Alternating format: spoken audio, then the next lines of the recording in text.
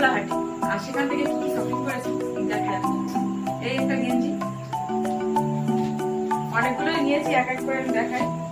এটা একটা ছোট সাইজে বাচ্চাদের আছে, এই একটা সাইজে আছে। আর আমি বেশি নিই নাই, আমার বাড়িতে অনেক ছিল তো সেই জন্য বেশি নিই, একটাই নিয়েছি, কালারটাই। আর এই যে একটা শার্ট আছে, কালারগুলো ভালো রয়েছে, নিয়েছি এগুলো। আর একটা নিয়েছি। আর এই শাড়িটা খুব সুন্দর,